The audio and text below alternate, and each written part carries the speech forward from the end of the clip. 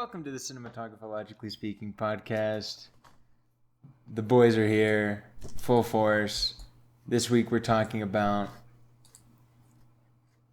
Mikhail Haneke's 71 Fragments of a Chronology of Chance, 1994, and a crowd favorite.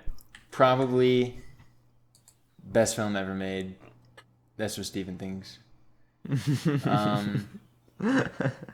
Yeah, so that's what we're doing. Everyone's here, except Jacob. He's in Tennessee or something. And special guest Tony's absent. Special guest Tony. Special guest Tony is not a special guest on this episode. All right, so yeah, this film is the third and last in the Glaciation trilogy of Haneke, where number one is Seventh Continent, number two is Benny's Video. Alrighty. So opening thoughts. I really liked this. I liked it a lot.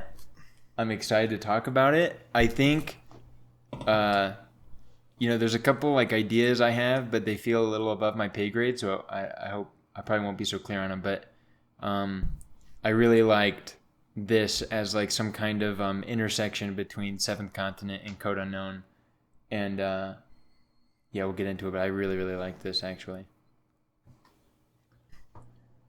I like this movie as well. A lot of parallels with Code Unknown in particular. And then, I don't know, I think visually very appropriate that it's, part of the same set as, Seventh Continent in particular. I did like this movie, though. I don't know if I super loved it, but maybe that'll change after today's discussion. I'm right there with you. I thought the movie was all right. We'll see. Maybe some conversation. Maybe it's one of those situations where you talk about it a little bit and your mind gets blown time and time again to where it's undeniable how great the film is. But probably not.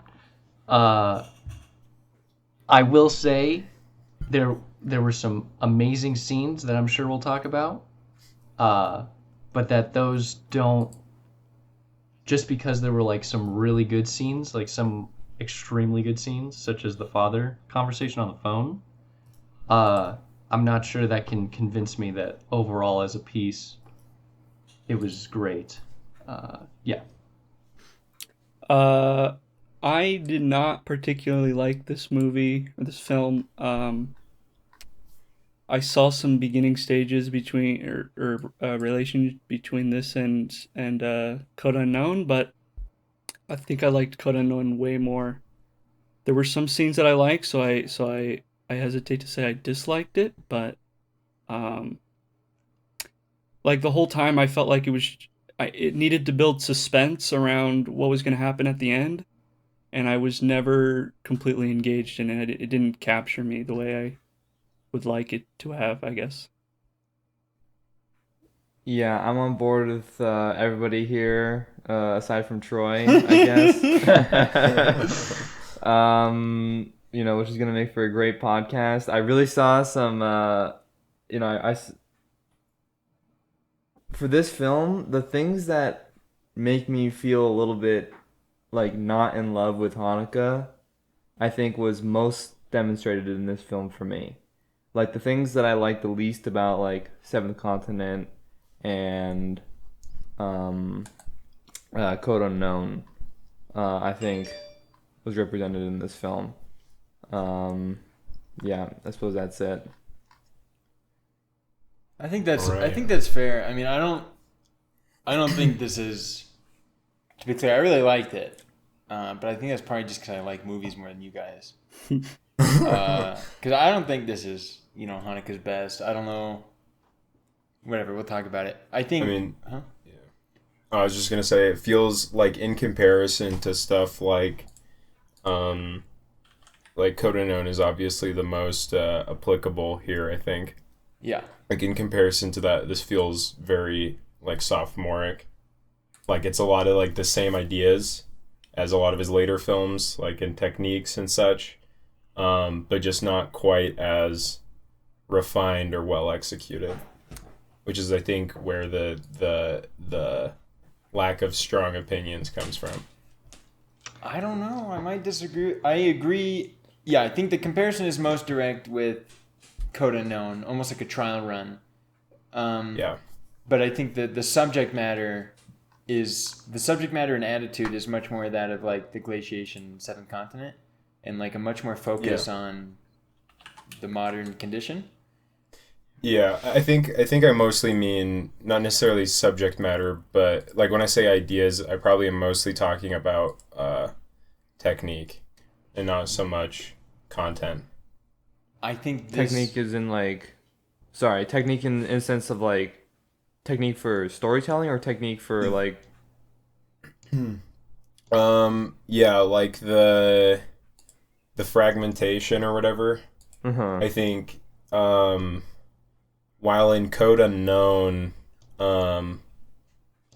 like I feel like yeah, to continue to compare it to Code Unknown, in Code Unknown you have like these fragmented storylines, and I felt like lots of that I was way more emotionally invested in, and I found more intense, whereas like I felt like the fragmentation in this distanced me more so than it did in like Code Unknown.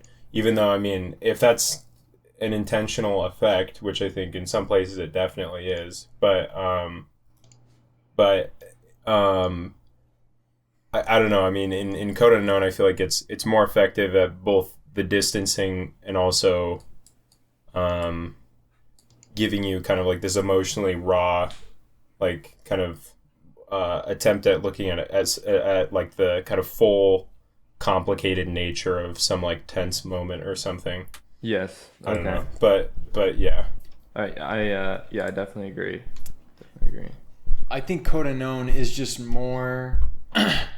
There's more effort put into balancing a narrative and the fragmentation, and Right. I think Code Unknown is just generally also just more positive and more like more positive, more optimistic, and but I think that just goes into the more readily accessible narrative. Whereas here, I think it is much more fragmented, and intentionally so. But in terms of, like lots of artists where they have a film or they have a album, whatever, and then later on they have something that sounds like it but is different in some way, like a development. I think this is much more.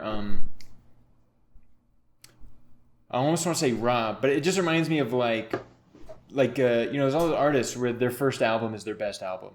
Like they come out, they've got some like really clear, focused idea, right? And then later maybe they soften it up or something. And I'm not saying Code Unknown is necessarily like a softening up. I think it's a substantially different direction with a similar sort of ideas. But I think this film is way deeper on the fragmentation, on the isolation, on the distancing, and like the alienating effect it has. I think is much more pronounced, and I like that about this film. And I think it's more aggressive for sure in not just the alienation, but like I think it's just visually and content wise more aggressive. Whereas like Code Unknown is a little more I don't know, civilian or something in its subject matter. I did not feel like there was much beyond a feeling of alienation to 71 Fragments. Whereas in Code Unknown, I felt like the narrative specifically around Benoit, like what's her name? Something Benoit, the actress. What's her? Oh, Juliet?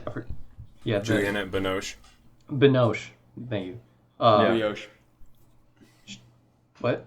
Brioche? Yeah. That was my joke. No. Yes. No. Crochet. Anyways, her arc, especially the frame narrative arcs, I thought were extremely like important for the like enjoyability factor, as well as her relationship with the photographer. It just the narrative, the lack of a narrative in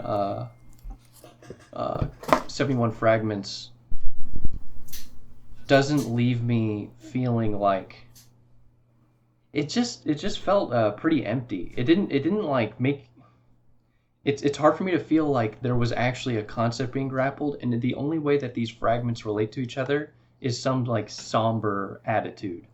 And I didn't feel like capturing that required, like, it didn't require much out of a director even. Like nothing about the movie felt stand out. Aside from, I think the father's conversation was extremely good. Yeah, I don't know, and it is because of the lack of narrative or something like that. Yeah, I mean, I think this comes down to like a preference for narrative, which I agree with. Well, you have to think about what does the lack of the narrative even accomplish? Yeah, like, did it even accomplish anything by not including a narrative? Like all it seems to have done is paint a tale of alienation and like some contempt for like the modern condition. yeah. But what? But what? I don't, and now maybe you could reveal something, like maybe you have a take on it. Like, I don't know where to go with that other than just, yeah, here's a problem.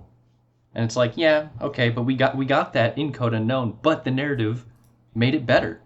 And we also got that in Seventh Continent, Yeah. but at least it like really fucking took the it drove it home, you know, the somber attitude, the alienation attitude, because I mean, I think it's a much more tragic situation there than in this one. It's also more tightly woven. It seems to follow even more closely a narrative in Seventh Continent versus 71 Fragments. Yeah, for sure. But yeah. I mean, I think the fragmentary nature is more than just making the viewer alienated. And, like, it sounds cringe to just be like, oh, it's how the characters feel, you know? Because I get that, right? Like, or at least you account for that in your, description of it. Like, this just, I forget the word you used, but expressing an attitude towards modernity. But I think it fits, like, the behavior of the characters. I think, like, the view of the world we're given, like what didactic, element can you take away from this, It's like total, like in terms of what attitude one should hold, right? Or something, or what one should do. I think is like relevant in that, it's extremely unclear.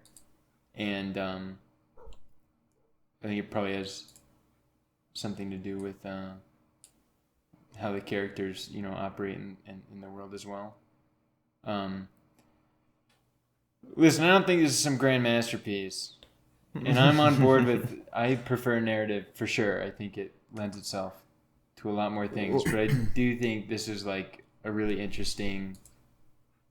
Well, when my question was going to be, was that like, oh, that's because you prefer the narrative, but it's like, okay, so say somebody like doesn't prefer the narrative, like they prefer it, like what instead?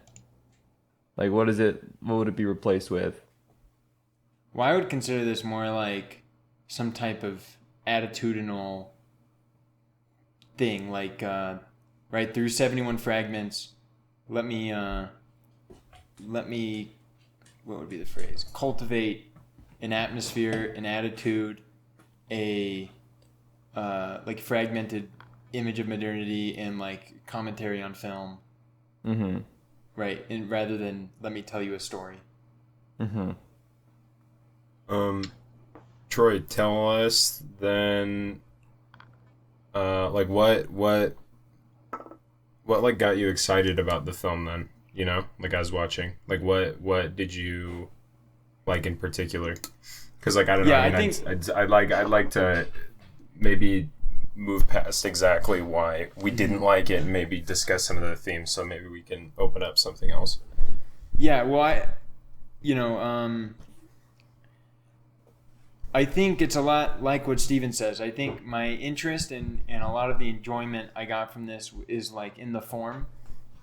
Like it just seems super interesting the scenes themselves, I mean, there are so many just incredible scenes.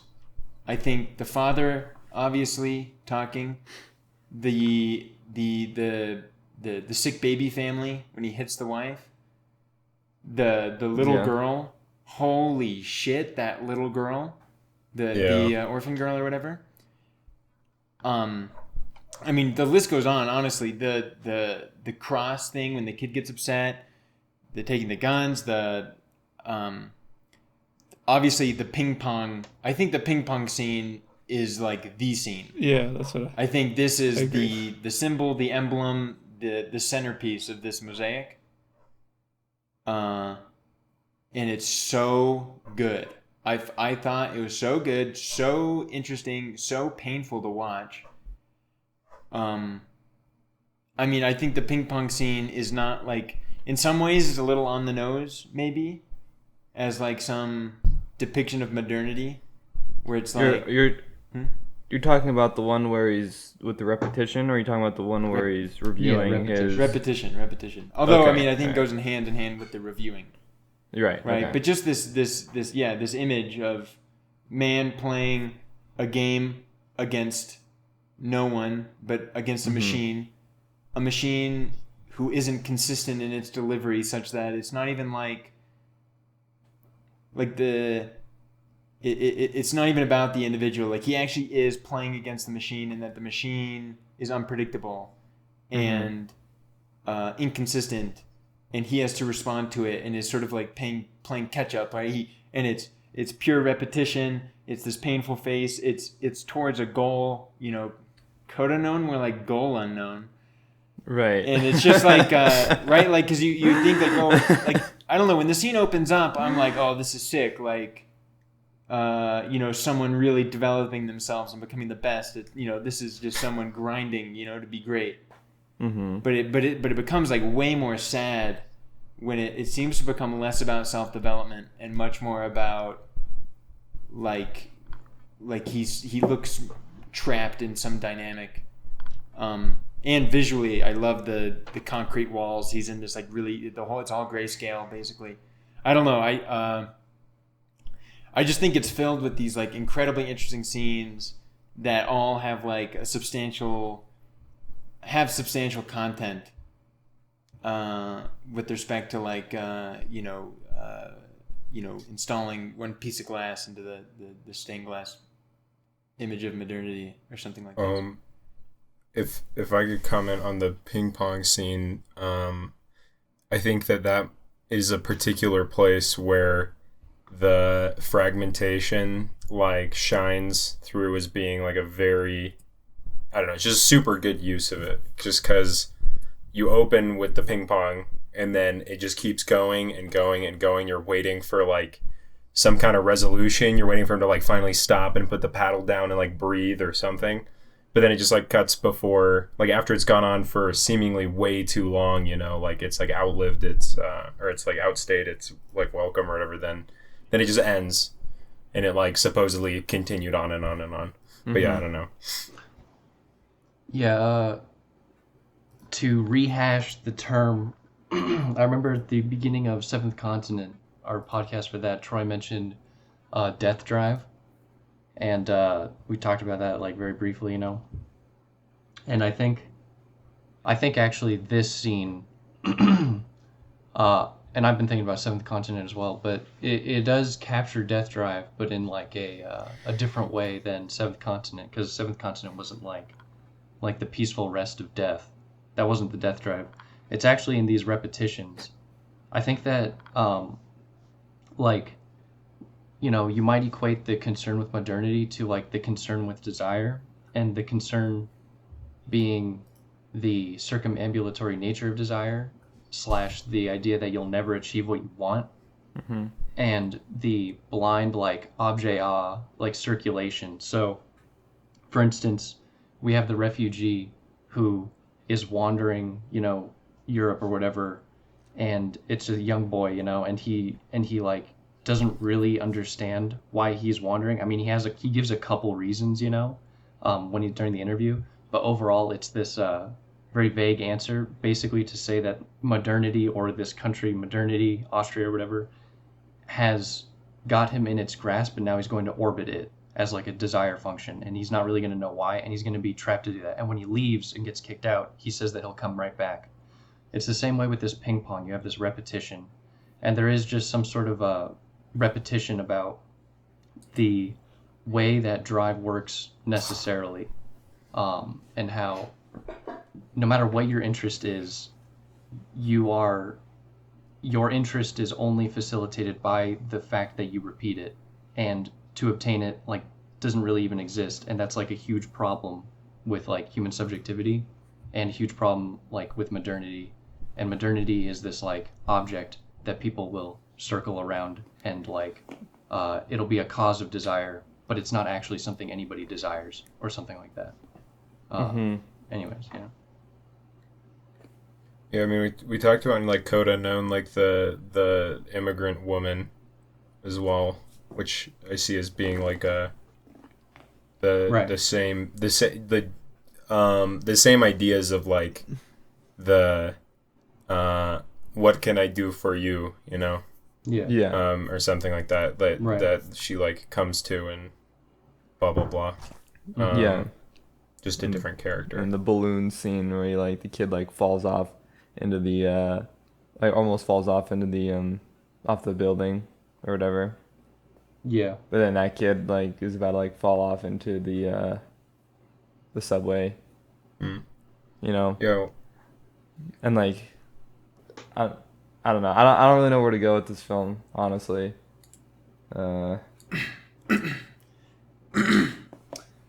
Sorry, I'm like actually clearing my throat. Well, another thing, I've got a quote here. I wanted to do more reading about this guy because I've heard of Walter Benjamin and his good friend Adorno. And Adorno is referenced by name in Piano Teacher, and there's like a million essays about how Haneke is clearly, you know, in discussion with them or whatever. But they're like aesthetic philosophers and stuff. And Adorno has this quote. The element of truth in the concept of genius is to be sought in the object, in what is open, not confined by repetition. And there's Adorno and Benjamin both talk about repetition. Benjamin is more focused on reproduction, and like how like art in the modern world is reproducible. Like, right, everyone watches the film by themselves, and they're watching the same film. And it's and all these things about whatever, but Adorno talks about repetition as sort of this reproducibility thing, and I think it ties into the death drive idea where it's like the numbing of repetition, and the fact that it's not like a singular object, but rather this thing that's ready to be delivered. I don't know, and he talks about this sort of escape, not from the modern world, because that would be like an attempt to better yourself or the situation, but to escape your own desire to escape, if that makes sense, right? Like, I mean, you can imagine like thinking about how you're not good enough in one way or the other, and some object, a game, alcohol, whatever it is, you know, distracts you from your desire to improve, basically. Does that make sense? Yeah. I don't know. There's something about this in repetition. I'm not getting it right. I'm sad. I'm not as prepared as I would have liked to be. So is this like? I actually don't even really get it. I don't even really understand what you just. I know what it you is said. terribly unclear. Uh-huh. I don't know. I'm sort of trying to liken the ping pong scene of like the repetition of trying to get lost in this thing, such that you can distract yourself from, you know, the desire to stop doing that thing or something like that. And then this is equal to like say drugs and alcohol is this repetition Well, just all sorts of distraction.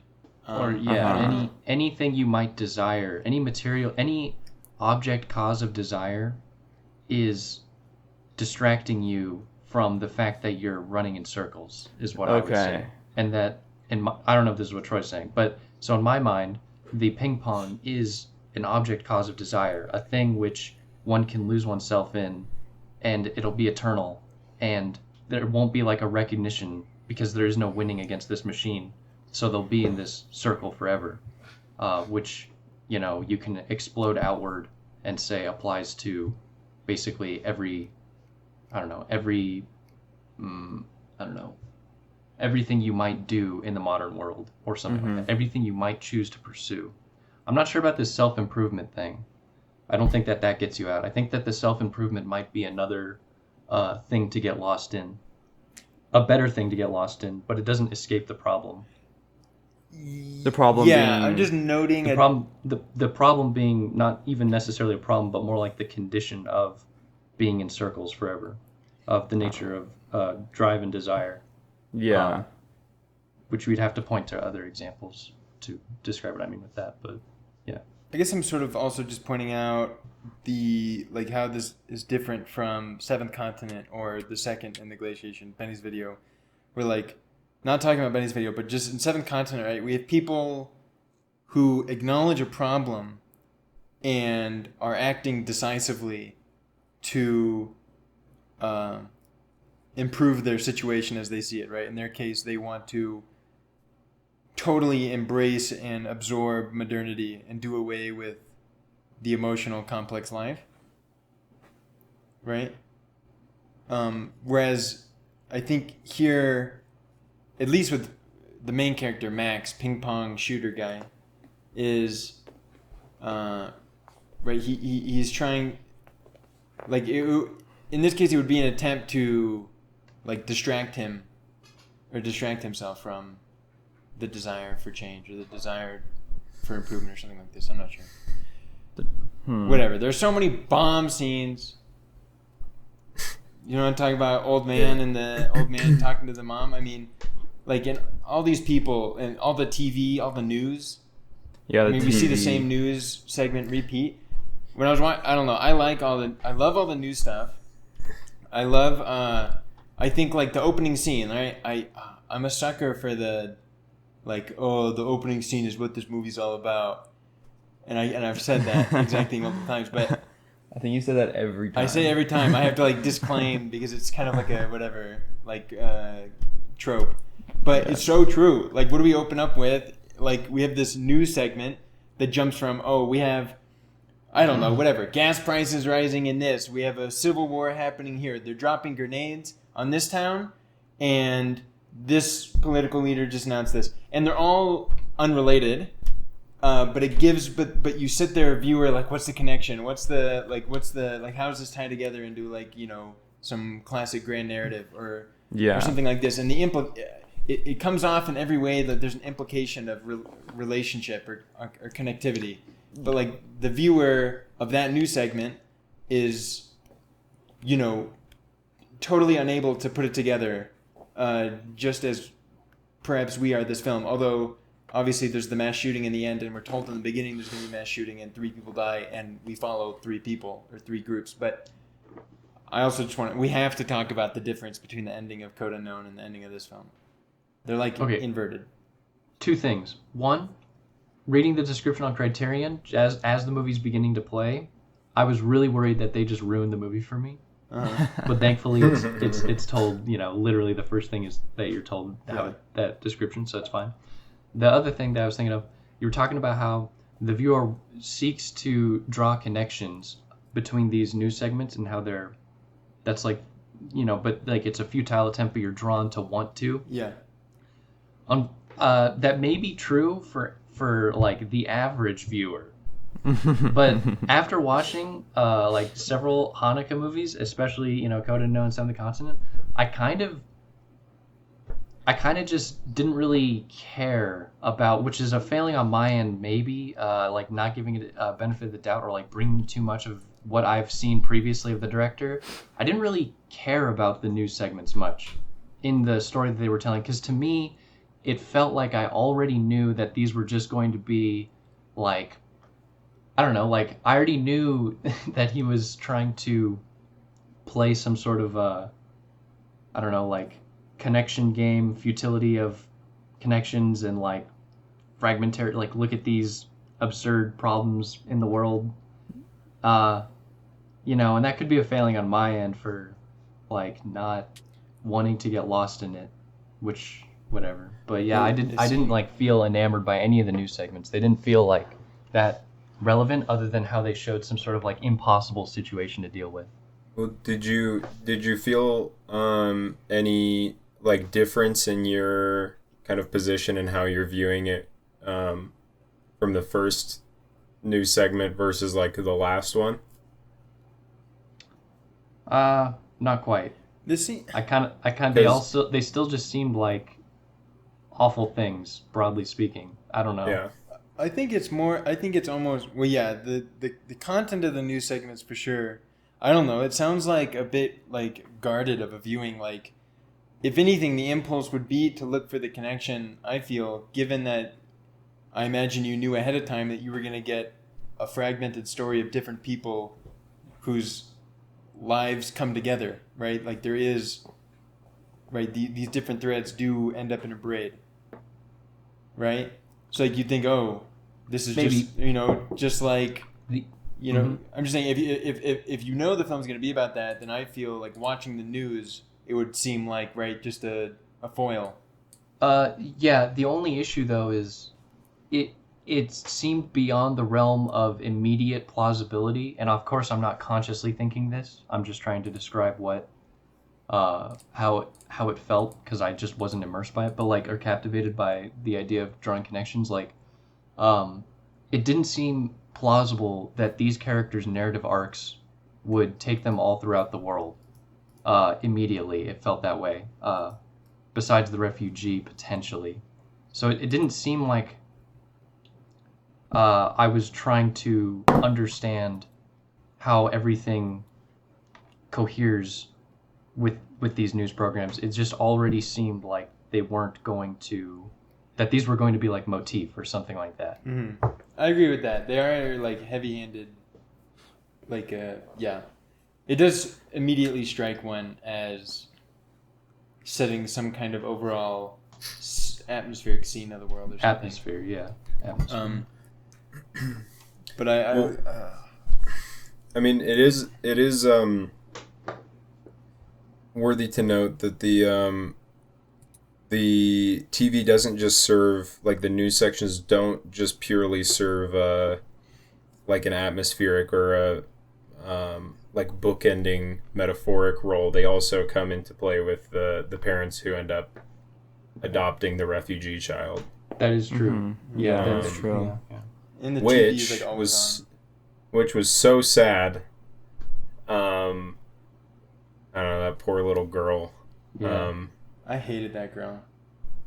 Dude. Straight up. You hated how she looked, huh? Yeah. She's the little didn't girl like her in Seventh haircut. Continent, right? I think. Oh, was I it? think so. I think it's the same girl. Ooh. Yeah. No. Isn't Maybe it's no. The girl in Seventh Continent is way more like, what might you say, like, film ready. Oh, okay. No, she's just a good actress. The other girl is the girl in this movie, maybe in Seventh Continent in like the orphanage, but she's not like the primary girl, I think. I remember the other Yeah, I girl could be wrong. I don't know.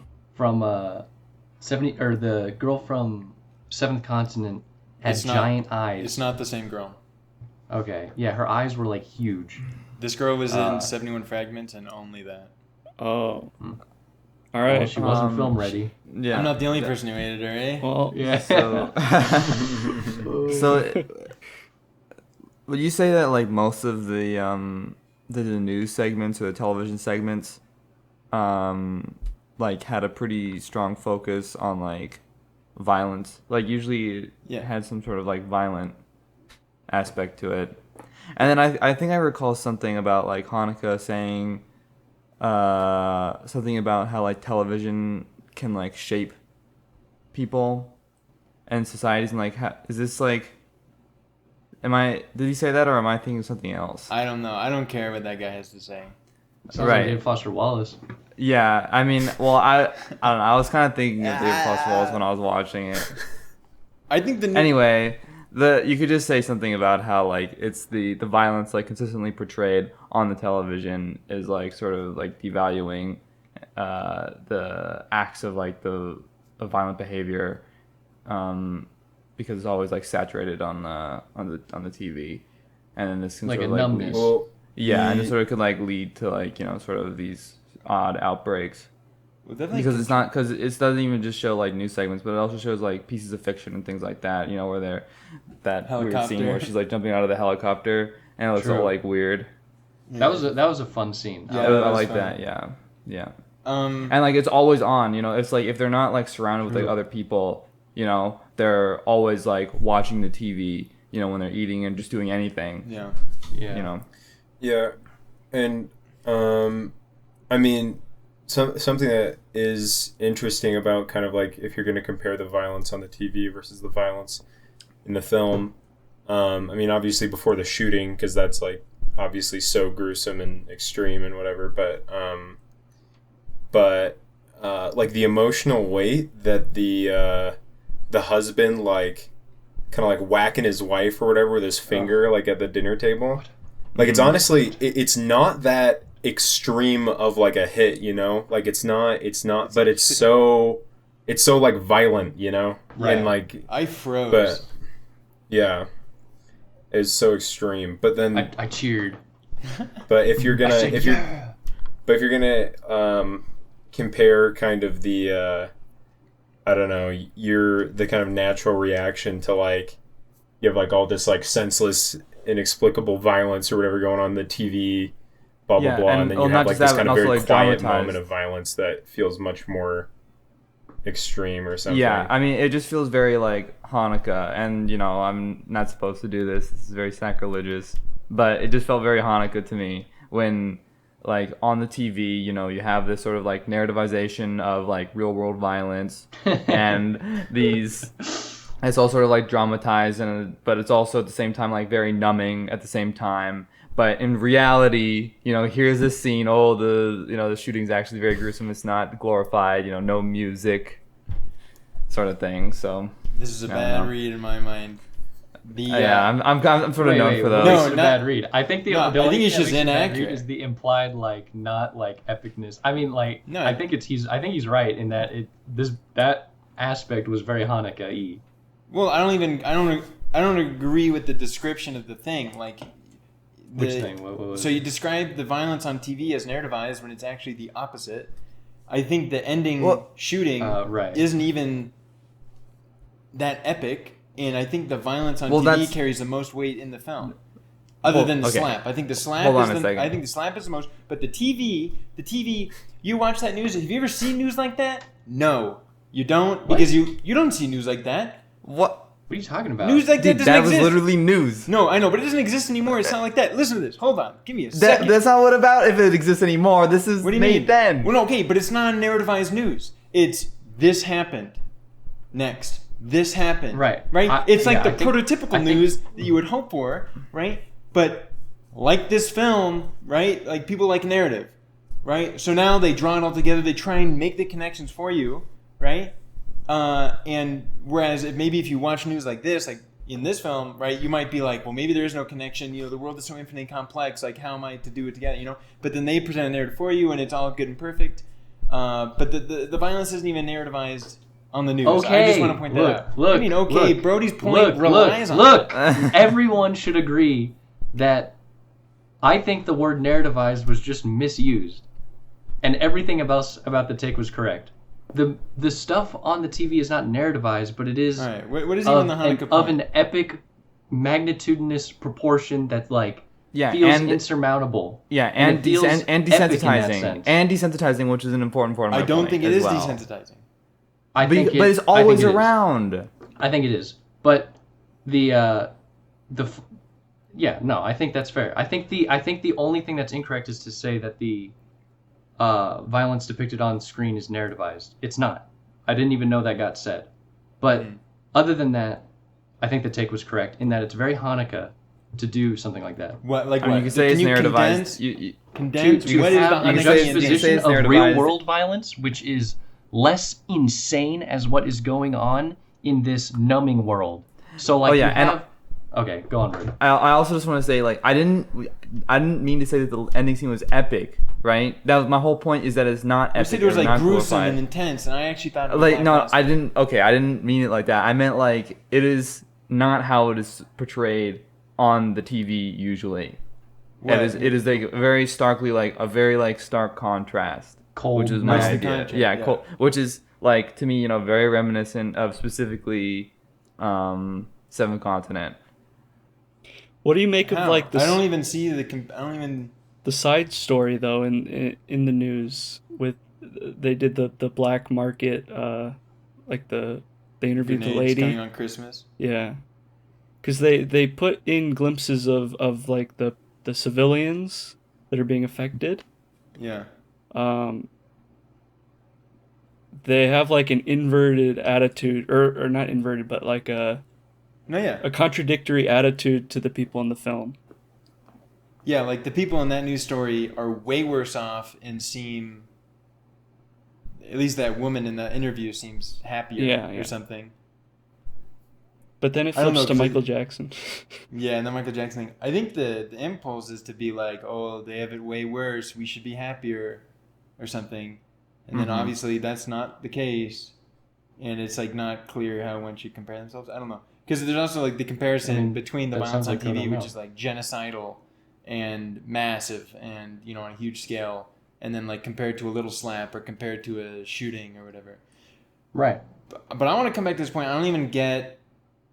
It's still not clear to me. Okay, like it's not clear to me what the Hanekean thing is and where else we've seen it. All I'm getting so far is like violence happens on TV and it's bigger.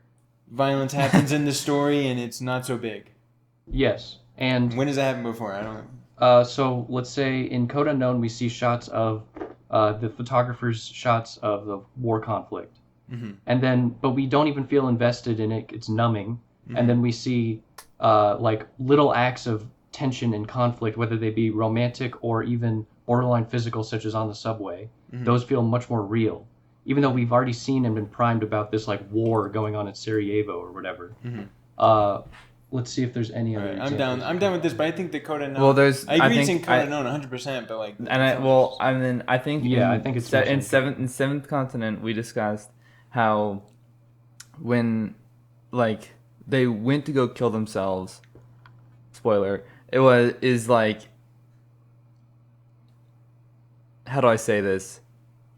Like it wasn't as like epic as that they had sort of set it out to be, and how it was going to be like imagined in their own head. I don't remember how we drew that conclusion, but I remember that being the case somewhere. I'll agree with that. Like, I think the mass shooting, at least in my mind, I thought I was kind of excited for. Like, I thought it was going to be, like, super intense, and, I was excited to see how that plays out. And it was, like, really lackluster, I felt. Although I love the bloodshot. But yeah, it felt like pretty much... I mean, there is one difference, though, which reflects the opening, like the opening shot, like minus the news. You have the overhead shot of like the kid wading through the water, and then you have the overhead shot after the shooting. That felt like a. I mean, I don't know. I was trying to think about what that implies, because if you can compare this to Seventh Continent, the final like suicide is presented basically exactly the same as the rest of the film, and it's not. There's no leaving of form in order to make it more epic or more extreme. It's like restricted to the same presentation that the rest of the film is, and I think like very intentionally, and that's like to make a point about it, like the one that we were talking about. Where in this, I don't know. I felt like the I don't know. The above shot, like while the initial killing and stuff, when he walks in the bank was lackluster in epicness or whatever. I don't know. I felt like that shot was more. It felt more like cinematic or something. I don't really know. But yeah, I don't really know what was being implied in that or like why that choice was made. Besides like having a visual bookend to the immigrant kid going across the river. Yeah. Well, I mean, the immigrant child, seems to be the most cinematic arc.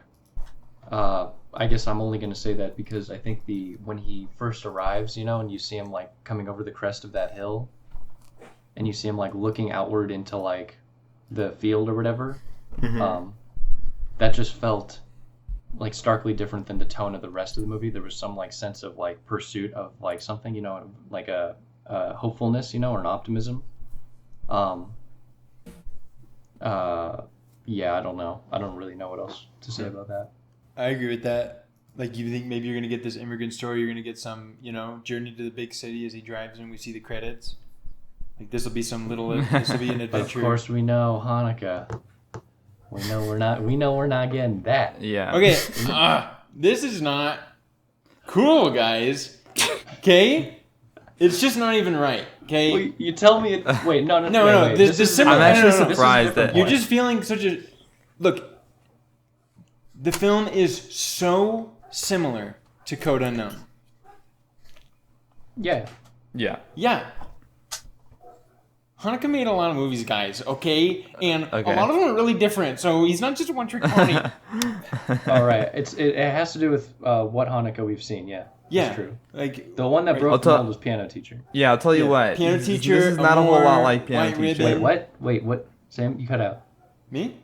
Yeah. Piano Teacher, Amor, White Ribbon, Funny Haven't Games. seen any of those. Yeah, but except for these are all Piano Teacher. substantially, wildly different, and like Amor, White Ribbon, super narrative. Oh yeah, why are we watching these then? Yeah, I can back I don't know. that I up. just blurted something out. I felt like we had to do something. Why are we watching 71 Fragments? was- if I'm just watching We the watched- same I movie? was We interested- watched 71 All Fragments right, because all Troy's right. never seen it. All right, and I've never seen fine. it. And we wanted to watch something new and not another didn't wanna see Haneke it. film that we'd already Yeah. seen if we were going to watch No. another Haneke. Steven, you're right. Next week, Amor.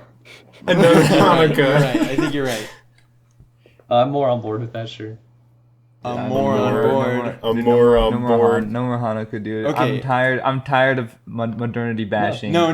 This is These aren't no more modernity modernity bashing. Yeah, we're I done am with pro-human. We're done with modernity bashing and being pro-human is cringe. No, it is not. Dude, if you Wait, want to be, so I'm if you want to be like surprised. Freud, you better get off that. So I guess the only thing when did Code Unknown come out relative Next to year. this? When was it? Year later. A year later. Yeah. It's interesting. The only thing I haven't seen the second of the Glaciation trilogy, but Benny's video. the only thing that strikes me for Code Unknown, I guess it's less Wait, cold. no, Code It's Unknown just not came out winter, 6 years so that's later. why it's not Glaciation. Yeah, Code Unknown, I think. Conceptually, it's very similar, and execution. Yeah, the form is pretty similar, but I think it's fair to separate the two. I think 71 Fragments is way more aggressive in its style. Like, for example, I think a lot of the composition is like way more formal, as in Seventh Continent, and has a much more emphasized focus on the small worlds and the close and things like this, like in Seventh Continent. And the contrast between that and like the news and like what's going on in the world, right? Like that contrast is like way more heavy-handed than in Code Unknown. Like Code Unknown, you're seeing people on the street, you see people from distances, you see things happening. Like there's a lot more blending of like the world at large and the characters. Whereas here, I think it's much more like isolated, small spaces, like atomized. Yeah, and thematically, Code Unknown, I feel like ends up being much like grander or something, as well as much more like there's much more kind of like artistic commentary or something. Like I'm thinking particularly of like the deaf children at the beginning and the end. I think have a much more like poetic nature, as opposed to this like is trying to be much more like real or something, and much less like symbolic in like certain actions and stuff. No, I mean, is this? yeah. Do you disagree? I feel the opposite. Oh no, I thought that was fair. What? Where I'm just maybe like restate it. I feel like Coda Known is much more real, and this is much more meta. Well, and like heavy-handed, and it's like. Well, it's. Discussion. I think it's heavy-handed, but I think that the like implied, it's heavy-handed in like presentation, like particularly like the shots that are reminiscent of Seventh Continent, of like these kind of like close-ups of like objects and such being interacted with like hands and stuff like that. And I guess in that sense it's more like meta and heavy-handed, but that I guess it's more so to do with like the amount of content given or something like that is super different in Code Unknown and this. And I think Code Unknown, I think why I might have said like it's more poetic or something, or like has more like poetic moments, is because there seems to be like a much richer content to what's going on, rather than this. There's a narrative. Well, It's not just the narrative. It's not just the narrative. I mean, I'm thinking of the deaf children in particular. Is like seems to be, yeah. I have another scene to suggest. Yes, I think it's richer. Also, for instance, that whole framed arc where she's like, you're watching as a spectator, she's told that she's doing the movie screening, or she's doing this like movie screening or whatever, and you're immersed, and it evokes like a whole set of experiences and emotions and stuff that's like, I mean, like you don't even really come close to that in the Glaciation. I don't think there's any scene that's similar to that, and like that scene doesn't tie itself formally to a narrative or anything like that, and yet it still feels like a rich idea or something like that. Yeah, like it's much more. There's way more like tangents of like Haneka's like, well, I want to talk about this, and like obviously it works within the narrative, but it's more. It's broader in scope, whereas this feels like a much more formal, focused piece of I'm going to talk about these ideas, which are all the ideas that are talked about in the two other of the Glaciation series. Apart from that very last part, I know what you mean, and I agree, definitely. Like it's much less tangential as Code Unknown and things like that. I want to reemphasize the news thing, unless someone wants to talk. I feel like it's worth mentioning that this, just the obvious comparison between the news and this film, as compared to something like Code Unknown, like where, I don't know, I think it's fair to say when you see these news scenes, especially if like you were to watch them in real life, like you would try and form a cohesive view of the greater world or something, and like look for this connection. But obviously, to do that is to misunderstand what the news is, at least in this world, right? Like here you have this like really nice. I remember watching it and wishing I could watch news like that, where they just say this happened in like just flat descriptions, and then this anyway. But the film itself is just like that, and like any I think you can still find that, by the way. It's just not in American news right now. Yeah, I suppose. No, yeah, I'm sure it exists. All right, maybe worth mentioning. But I don't really get the point about the first point you made about when you watch news like that, you want to, what was it, like build a cohesive worldview? I forget what you said. What was it? Build a narrative. Yeah, build a narrative or try and put the pieces together. I suppose what I really want to do is just draw attention to the fact that Haneke is comparing the film to the news, and that part of the structure of the news is that it's flat and informational, right? It's not meant to be narrative. It's not meant to, and Right. like the film obviously follows an extremely similar structure. So like the degree to which one searches for narrative in the news, I think is like worthwhile mentioning, like the same search for narrative in the film, and that like there's nothing really, like these characters aren't actually related except for the fact that they all end up in the same place, right? It's a chronology of chance, right? It's not even a chronology of a story, right? So Yeah. it's like the film is as news, and like something about like if film is as news, right? Like if film is the thing which mediates your understanding of the world, which, to maybe be cringily honest, is like pretty true in my case. Like, Okay. obviously not in terms of like information, but like most of my attitudes and like worldview, can be derived from like various media, mostly film. Anyway, I don't even know where mine derives from, so 4chan. yeah.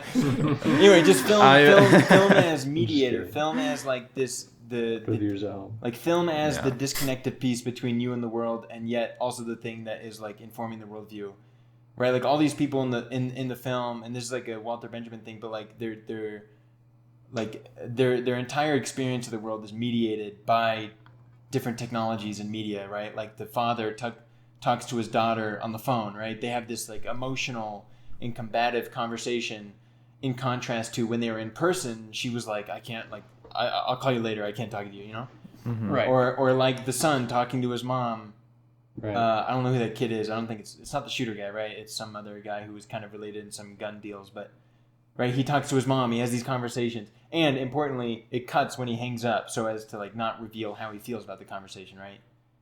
Like, I don't know if you know what I'm talking No, about. those conversations with his mom, that was the shooter. Is it the shooter? Yeah. Yeah. All right. Well, then still, I mean, so the Yeah, shooter, same point, I'm same just making, point, yeah, I'm sorry. just making note of the fact that when he hangs up, I think in my case, I was waiting to see his face, right? Because that's just how it goes. It's like convention. Yeah. It's like, I love you, mom. I love you, mom. Do whatever, but it just cuts, right? Yeah. And Right. all of this like mediation, right? The film mediates. Anyway, so I just think it's worth drawing a comparison between this conception of the news and this. Yeah, film. so like Like, I'm is this just, what I'm film just, should I'm just be making if sure it's I gonna get this be- right. So it's like, it's to say like, there isn't a whole lot of like conscious manipulation on Haneke's part when he's making the film, and like, this is how you're supposed to feel about the scene. That like it's very like direct information, so to speak. Yes, I suppose what I'm saying is something like I think it's trying to say something about narrative, in that if you're going to be someone whose worldview and attitudes are mediated by film, the way a lot of people's understanding of the world is mediated by news, right? If you want, in basically just comparing. I would news- say like television, because there is things that aren't news, which is like that helicopter scene. Like there's other things. I think it's worth pointing out news, right? Like, Okay. because no one is walking away from TV feeling like that is what is informing their worldview, even though it is. But I don't know. I'm just saying. Right. I think It there's a is. very strong comparison film between would- film and news, and if both are going to be like the thing which informs whether it be your attitudes or your understanding of like contemporary events, how do you want them to be, and why do you want them to be different? Like, I think But don't. Right. do you want narrativized news, or do you want news like in this film? Mhm. Right. Right. Well, Do you want I mean, narrativized film? Do you, or do you like? Is that right? Right. I Are would you want being- narrativized film. Yeah. I don't want news. I don't want news to be art. I want films to be art. But why? Like, what is? I think it's a notably good attempt to make film as news, in a way that is still art. Right? It's not literally just information. So, But it's so not. what would It's be not the, gonna. It's not gonna narrativize the world for you. It's gonna What would try be and the- show the Right. world. But the thing is that it's not as news, insofar as it's a stylized attempt to critique modernity, which in itself, that's the artistic load underneath it. because I think that like communicates a lot of what Haneke's view, like metaphysical view is, or something like that, like worldview is. And so insofar as that comes through in the object, in the art, in the production, in the product, then it's art. The ways, and so I don't know if it actually like escapes. I understand what you're saying, and I think it's an interesting concept and good to investigate, like filmically, and it's cool that he did it. I don't think he really succeeds though, and that's because the nature of art and the nature of stylization and choice as a director means you, by virtue of what you choose to include and how you include it in the final product, it becomes stylized. Whereas in news, you ideally you don't stylize things, and so on the news you watch this similar to how they had in these news scenes. Ideally, this is what news would be. I mean, or at least definitionally, like distinct from art or distinct from narrative news, right? Yeah. You wouldn't. It would only be choice by what to include, but it wouldn't be stylized. So the stylization and choice of stuff. Yeah. I don't know. It seems like a little bit of a whiff. Like I think, obviously, there's choice, there's style, there's composition, there's right. It's art. It is art. But I mean, just an attempt to depict the world as is, as seen by the artist, as opposed to depicting the world as is, as seen by the artist through story.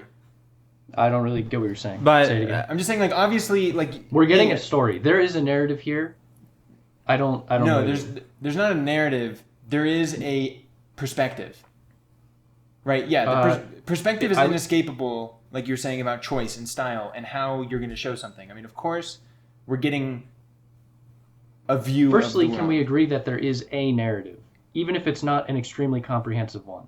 There's a narrative / several narratives. Yeah, but it's a narrative. Yes, I strongly agree about having separate narratives.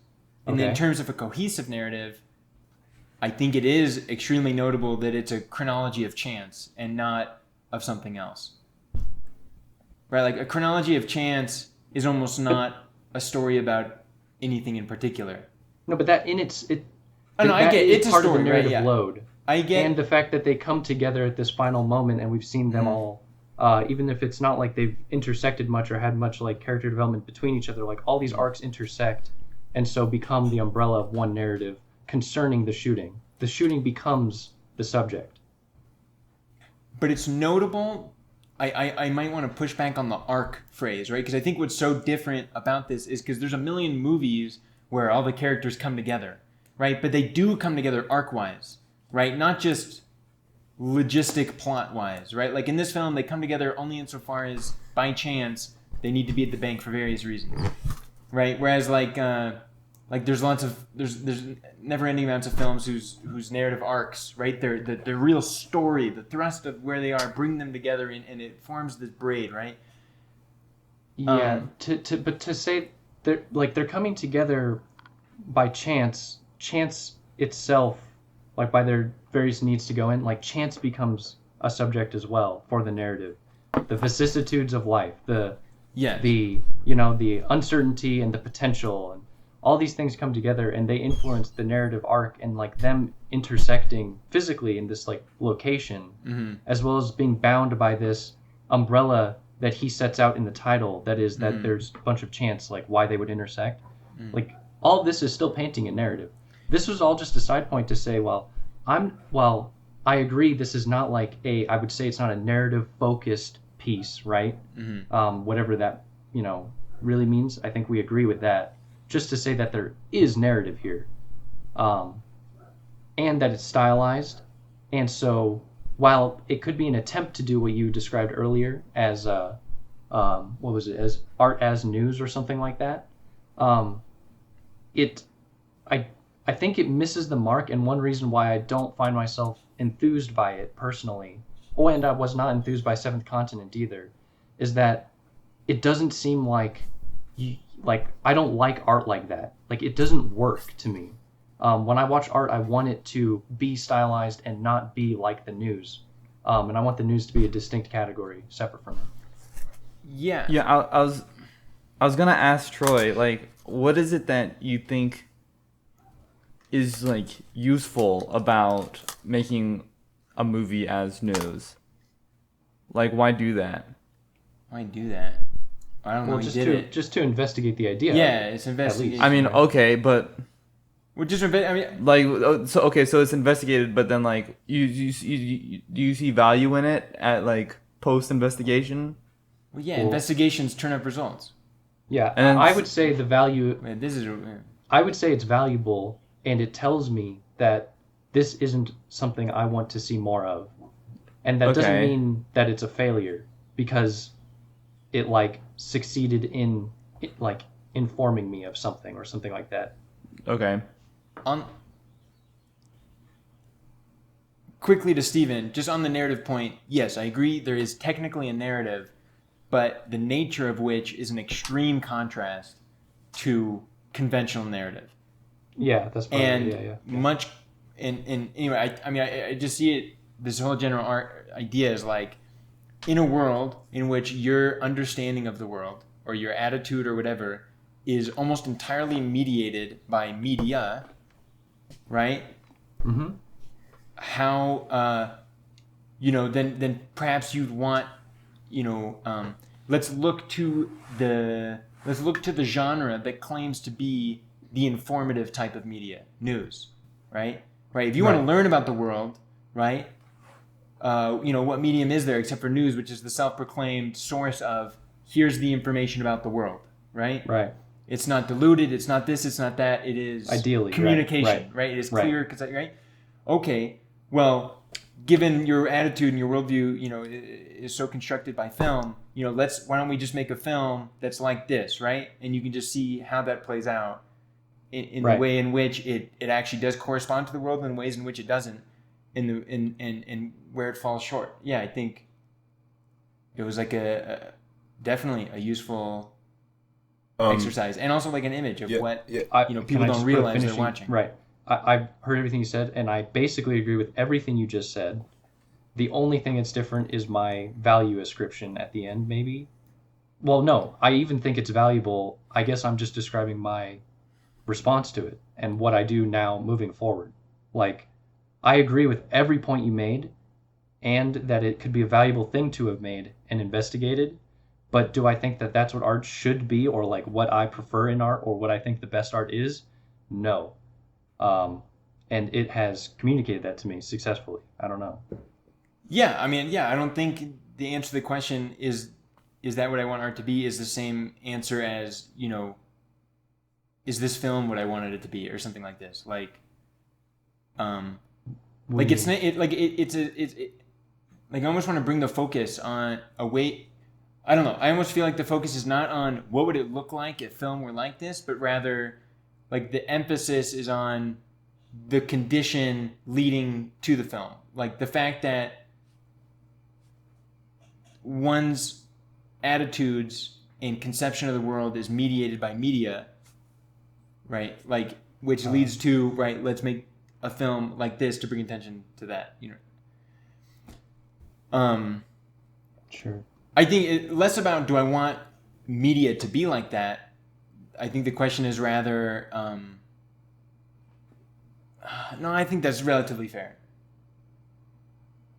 But I think it's properly bringing attention to like the positive nature of narrative. Yeah, I mean, if we were to follow some kind of thread of like Haneke's progression as an artist as well,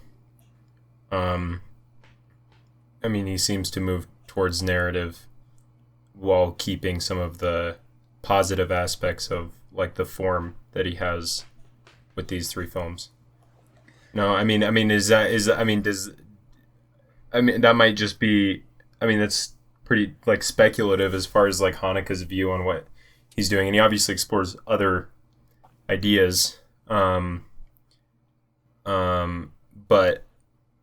I mean, his other films seem to be much more narrative driven after this. Yeah, I'm sorry for spurging out, but that's definitely true, right? He does this, he does Code Unknown, however you want to call that, and then after that, everything is very conventional narrative. Conventional in terms of narrative or whatever. Yeah. I mean, Never mind. I was gonna just talk about the white ribbon, but might not be too productive just because not everyone's seen it.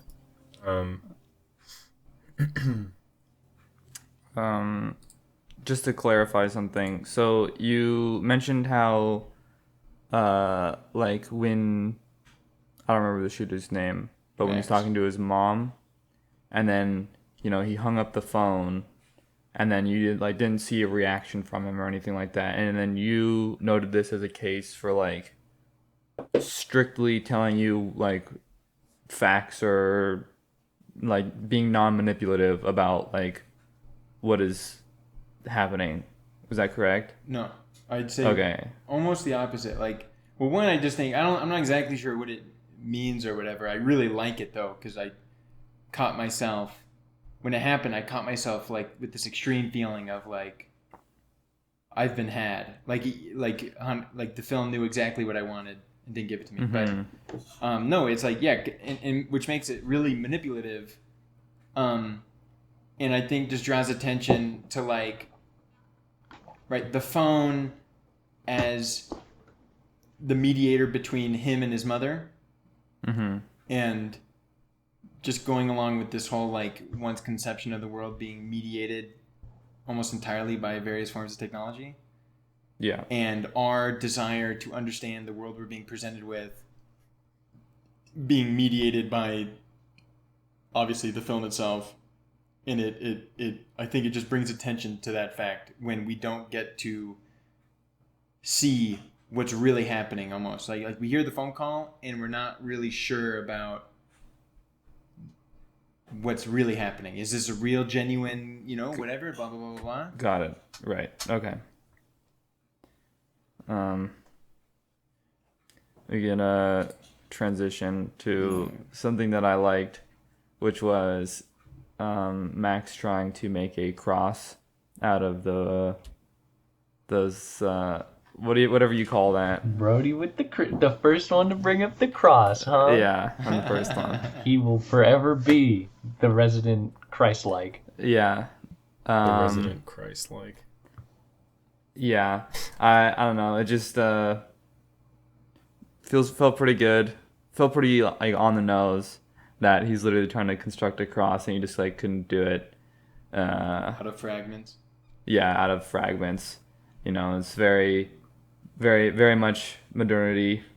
I don't really know where else we can go with that. I would just shout out to that part. Like it.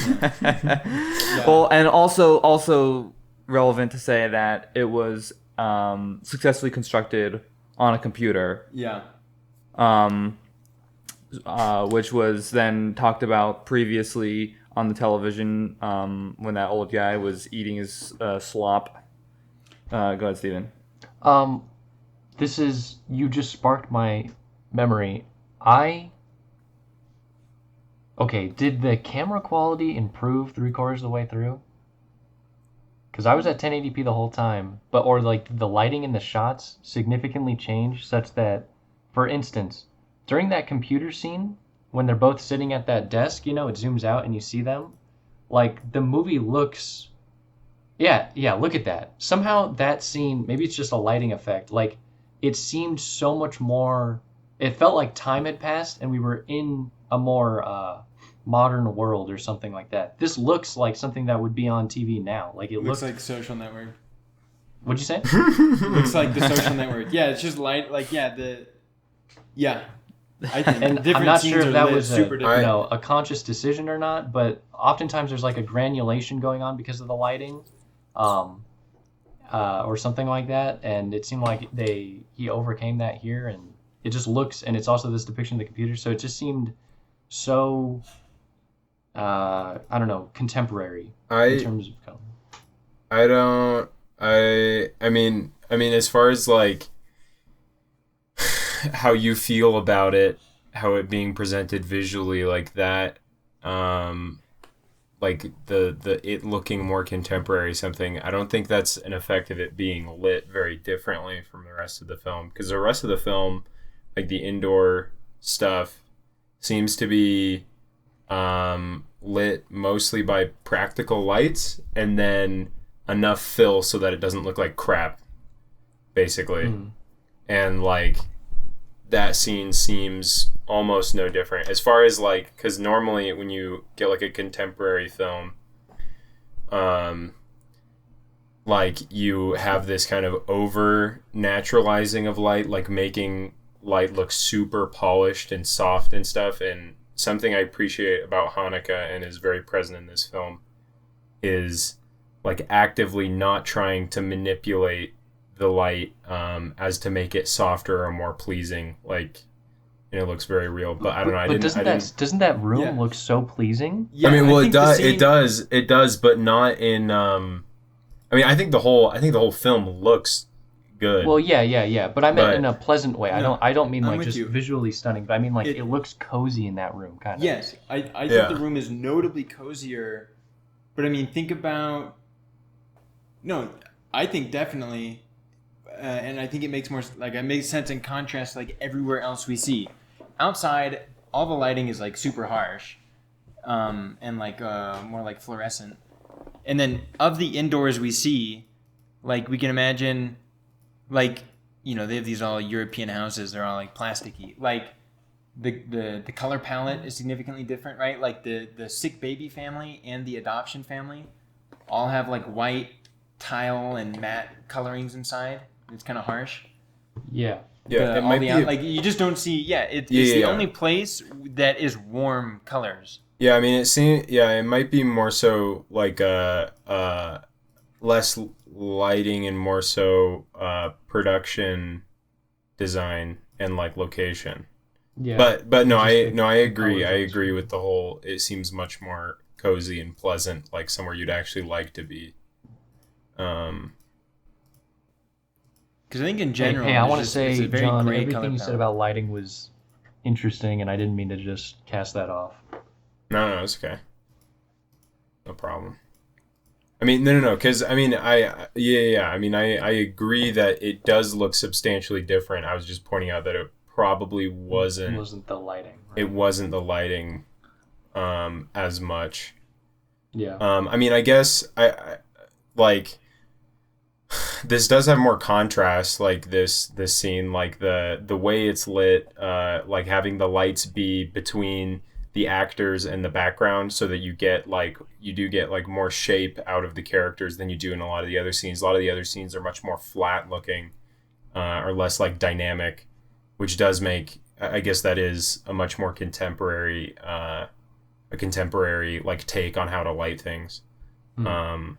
But as far as like the like the mode by which they are lighting it is not all that different.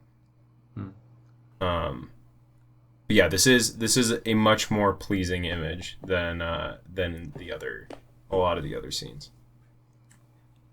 Like I can't even think of anywhere else where you see this much brown. That's true. Like There's brown. There's wood. There's I don't know, the folds on their clothes. They look like very young clothes. You're not looking at a suit or like the bank teller uniform or like I don't know. It looks cozy wear, as well. I kind of want to come back to the cross because I think this is. I hate myself for bringing it up because I don't actually know what it's about. Not the cross, but the Walter Benjamin thing. But like it just seems like a big similarity. Like the cross thing starts off as a game made by this character, right? It's not Max, is it? Is it? No, Max? it's made by the other dude, and Max. Yeah, Max's roommate. Well, those pieces of paper are something else. I've played that game before in elementary school. It's I hesitate to say this, but I think it's Chinese. It's like. Anyways, Well, I hesitate to say because I don't know if that's even true. We just called it that when I was in elementary school. I have seen this before. Yeah, as just to say it's not invented. But go on, Troy. I don't even know what you're talking about, but you mentioned that the roommate invented the game. Oh, sorry, yeah. He never introduced whatever. Okay, sorry. yeah, okay, yeah. Yeah. This guy brings this game in, right? And it's a game played for money. it's he has taken something, deconstructed it, and is asking you to reconstruct it. And I think it's notable that that's different from he. Not only does he deconstruct it, but he does so in a super consistent way, right? We see that he started out, like based on the way when the pattern comes back together, right? He started with a cross piece of paper and cut a bunch of parallel lines, right? He didn't cut it up into a lot of different shapes, right? He took the complete original cross and cut it in parallel lines. You know what I'm talking about? Okay. Yeah. Anyway, I don't know. It just seems relevant, but I found it interesting. But anyway, but then he goes. It's a group activity, right? It's only occurring right there, right? There's the only people doing it are them right there. There's a bet. There's an audience. There's a challenge, right? All this stuff, right? And then obviously, what are they trying to like? They're trying to reconstruct from fragments, like an image of God or something like this. I don't know, across. And then via some technology is able to turn it into like an attempt to distribute the same thing, but obviously it becomes like an entirely different thing.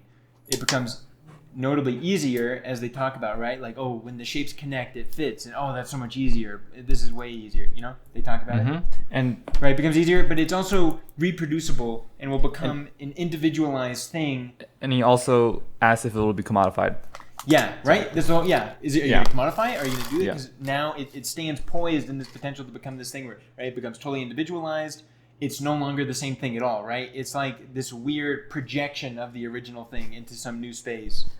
And it has like all these qualities. Anyway, this is just like, I'm just pointing out a similarity between that process and like Walter Benjamin's like whole thesis about art. Well, he also calls it. He's also like, yeah, but it's just like a stupid game. Yeah, And he's like, yeah, and yeah. then he's for like, kids, they're it's a working kid's on game. way more sophisticated stuff. Like, Yeah. you know, I don't know. I mean, obviously it's on the nose with respect to the film, but No, yeah, I mean, I think that's, It's I right. think you're definitely right there for sure. And it's like, the computer is obviously a symbol of, like modernity, things like that. You can maybe even say something about how when he can't do it in the allotted time, that he rips up the paper and sort of like says to hell with the game. He with says the sorry. whole game. He does say sorry. That's true. No, that's some. Wait, Oh, no, some- I thought someone else does that. Someone else. Well, maybe we can pull up the scene, but I understand yeah. the scene was someone, not Max. Someone Yeah. else fails and tears it up, and when he tears it up, Max freaks out. yeah, you're correct. Yes. Wait. Can you go And back? that's so based. Can you go to that scene? I did not see that. Yeah, That's I'll crazy. try and find it. But yeah, I thought Yeah, that was great well, because Max is someone apparently who is extremely interested in the integrity of the game. Yeah, and while you try to find it, like you could say something about how, it ends up being like the inability to reconstruct the image of God ends up being, can lead to a rejection of it, or something cringe like that. No, I don't think it's cringe at all. No, I think it's accurate. I mean, Yeah, Sorry, right. I'm Like, a postmodernist. I gotta but the steep in irony. yeah, right. Hey, can Here we go. can you construct this? From fragments, can you construct an image of God? And no one succeeds except, Play the scene. Play the scene. No one succeeds except for the artist or the man who made this situation, right? Mm-hmm. Yeah, like can you construct from these fragments? Can you construct an image of God? But I think what's interesting is that you can. It's possible, right? And one fails, and like the news, it seems like it's just fragmentary information. And does there exist a cohesive whole? Mm-hmm. And so like you've got these three things that are all fragmentary, and the question is of turning them to a whole, right? Like the film, the news, and this game. well, Yeah. And Yeah, the that- game is the only place in which it's confirmed possible. that's I'm gonna look this up that- as I say. that's- Oh, go ahead, Joe. yeah. That's interesting on like, on Haneke's part. If like we were to take this this whole idea, this like symbol or whatever, as being, as being accurate, like our description of it. It's like interesting that like, because I think somebody could watch this film or watch Seventh Continent and very easily come to the conclusion that Haneke is trying to make a point that this is inexplicable, therefore, like, not meaningful. You know what I mean? Like, there's no meaning, there's no like purpose in trying to explain it. Versus like this suggests that there is a meaning. It's just something that we cannot put together entirely or something on our own or something like that, and that the inexplicable does not mean it's meaningless. It's like it's inexplicable, but there's still like an overarching like structure or something that is like unattainable or something like that. Yeah, and is this Haneke's attempt at recreation, or is Haneke the person deconstructing and asking you to reconstruct? But I like the idea that these fragments, like these 71 scenes, can come together to form an image of God or something like this. I like that. Yeah. I like the scenes. They're so freaking good. I mean, we've spent I don't know too much time, but we spent a lot of time not talking about like the individual scenes. But are we on board that they're like insanely awesome? Like there's so many bangers. Yeah. I mean, there's a lot of. I mean, yeah, all the scenes are like, they're all so good. Yeah. I'm gonna say yes, but they cannot hold as much weight when they're not steeped in a narrative for me, personally. Oh, Brody wants the cross constructed for him. Yeah. Oh. Yeah. Well, I mean, I will say that not a very fun game. I think you saying Troy, as in you saying like. The idea being that Haneke is the one who's like, here, put this cross together or whatever, is kind of interesting. I don't know. I'd like to tug on that a little bit more because I think that I mean there is something like the kid who has like the game or whatever and is like, here, play this game, you know, like he's like obsessed with betting too. Like betting on it, you know. I mean, I don't know, like what that implies about like Haneke, like saying like. Yeah. I mean, there is something more like provocative or like self-awareness of like Haneke's own like provocation of like here's these fragments, like build an image of God, huh, or something like that. Yeah, you can do it. I know you can. Jerks off in front of you, and you just have to build the cross while he's jerking off right in front of you. It's worth noting that he loses the bet. What? The guy who makes the game, right? Oh no. The betting guy. It's a different game. It's a different game. It's a game of chance. It's a game of skill versus chance, as described by the character, right? Pick up sticks or whatever. Yeah. Right. So they play this game of skill versus chance, and the betting guy loses the bet. Right. He's like, "Oh, I want your revolver," and the Max says, "Well, I want your watch," you know, and he's like, "I don't want to bet. You want to bet." And Max is wearing the watch in the end of the movie. Wait.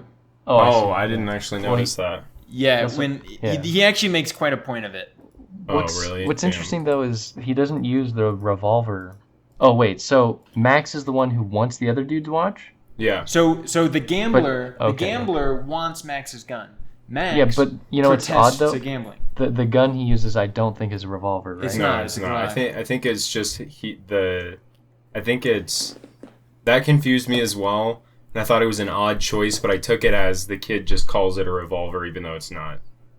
Unless he just also owns a revolver. Guns. He might have. I took it as the kid doesn't know that he has all those guns because he got those guns illegally, so it's probably a secret. Maybe he already owns a revolver. I don't know. I don't know. Either way, like. Continue on. Either way, it was a mess up, and Haneke messed up. Revolver. No. Oh yeah. Look, here's the scene. That does it. So I'll play this, but this guy doesn't his face look like makeup department went hard? Even though I'm sure it's not the case. I don't feel so. I think he looks like. Why is he on empty? So in 2021. I imagine that you could get a young person to look like that old man. That's what I'm trying to say. In 2021. Dude, didn't you Yeah. even see The Irishman, bro? They made the Yeah. Yeah. They did the That's opposite. what I mean to say. Like he has like a face that looks like it was transmuted from a young person's. Oh yeah, just the point. Right, because look, he checks his watch and it's the watch. The I was waiting for a car bomb. see, that would have been hype. See, that would have been high. Right. Instead, he just walks in, and goes boo boo boo boo, and you know. Oh yeah, just if we're heikening, if Haneke is the person presenting you with these fragments and saying, you know, make an image of God, I know you can do it because I did it and I've deconstructed it here. But he's also, I don't know. I'm just pointing. You were talking about how he's a gambler or something. He wants to bet, and I was just noting that he loses. Mm-hmm. Can we? What is this? I'm not sure about this whole image of God thing. I love the idea. I'm not sure about. What do you think this image of God might have been, you know, prior to its deconstruction? Image of What God. do you mean? That's what you're saying. Haneke did this and then presented us with this. Well, I think We're presented with the deconstruction. So he had the cross and then deconstructed it. I think he's more saying that this is what film is like, rather than like. So is that the image of God? Well, like I don't know, like I feel connected to. What do you mean? Like I don't think he actually had an image of God outside of, you know.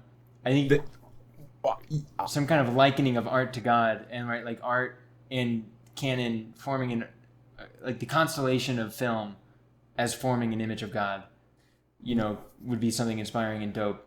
But maybe I don't understand your question. Well, okay, wait. This is what I was trying to say earlier, and maybe I could say a little more clearly now, is that Haneke has this whole thing about like things being inexplicable and presenting them as inexplicable, and I think that the image of God or whatever would be something that is unattainable. Like you can't, like he never had the actual image of God. But like the whole idea is that here are these inexplicable events, and the thing that does explain them is like incomprehensible, but it exists or something like that. Is like what he might be implying. No? I feel like to say what I agree with in what you're saying, but I think he presents an explicable world as inexplicable. Right. I want to Like- say that my asking the question has revealed that what you guys meant when you were talking about the image of God was not what I thought it meant. So I've kind of gotten an answer in a different way, which is fine. I thought there was one passing comment you made towards the end of something you were talking about, and then I responded, and you made the comment like, is Haneke the one who had the cross and then diced it up for us, and now we have to do it? It sounds like you're not saying that he had this image of God, this cross, necessarily. Instead, he wanted to. I don't really know. I don't know how that comment even intertwines with your philosophy, because it sounds like you're not saying he has some image of God and then he's dissected it and now it's for us to piece it together, which is what you made a brief comment saying something very similar to that. And now you're saying instead it's which is fine. And now you're saying instead it's he's exposing the I don't know. So you said something about like art canon or something like that, and how these are images of God. I don't really know. The way it strikes me, and maybe I don't have great evidence or something, but the way it strikes me is like he poses him like through this whole cross thing, right? And it's it's obvious comparison to the film itself, right? Poses himself as someone who is deconstructing the image of God and handing it to you to construct. But I think the way it strikes me more is that the film itself, right? The film is the thing that's fragmented, but I think film it's more like film as fragment. Like one film composes a fragment and another film composes a fragment, and like the constellation of these fragments forms the image of God. This is more how I see it, and I'm less still how I confused see the about film how- saying it. I'm confused about how the first half of your statement connects to the second half. I It's just like nested. What? Instead of a scene being a fragment, as it is in the film, the entire film is a fragment in a constellation of film and art. Right. So, well, but the first half of the comment was about this cross and about breaking it up, presenting you with fragments. And so what you're saying is instead his film is not meant to be that he had, like, so Haneke has a cross and he's going to dissect it and give it to us. That's not what you're saying. Instead, you're saying that he's juxtaposing two approaches to art or something like that. One, which is the common conception, which is you have this cross, this God image broken up, and now you as the viewer watch it, versus, I don't know, like what, several fragments. I still don't get how that connects. I don't get the connection. I think you're making a good point there, but what connection between two things? Well, about this whole God image, the fact that Haneke is the one who I know not invents, but presents the cross deconstructed, which implies that he had it already constructed before. He can't present it deconstructed without having constructed it first, if we want to keep that analogy intact. Yes. And right, and so you're not saying it's that way, I think. Instead, you're saying this other comment you're making about how this film operates in a fragmentary nature and how it's different from this whole general conception of the cross breaking up and stuff. I think you're right in observing a contradiction between the takes, because I want to nest it and say, like, the image of God becomes fragmentary, just as the film becomes fragmentary, just as the true image of God is fragmentary, where each fragment is like a film or something. But the I don't get what you know what I mean, mean? dude. You know what I mean? All right, okay. Sorry. Cross, right? You've got the you've got the image of God. Right. And Who you is fragment- Haneke? So is Haneke Yeah, the one? no. The contradiction is who is Haneke? Okay. The question is, right, because there's like two separate nested situations, right? You have the cross in the film itself, and then you have like the film as fragment, and then the true or cross in film to true image of God to film in general. Okay. And the contradiction would be like, well, who's Haneke, right? Because if I think what's more evidentiarily supported by the film, that was rough, but the thing that I think the film provides more evidence for is that the film is like this cross, right? And in that case, Haneke is the artist and the person who started out with the image of God, deconstructed it, and is giving it to you. But I don't think Haneke would say that he had an image of God, because the whole, in my mind, a huge thing about the film is that the image of God is inexplicable. Right. Yeah. Right? So right. he's That's rather right, saying right. that I think I'm just projecting myself onto the situation and presuming that he is still saying, though, that film is a fragment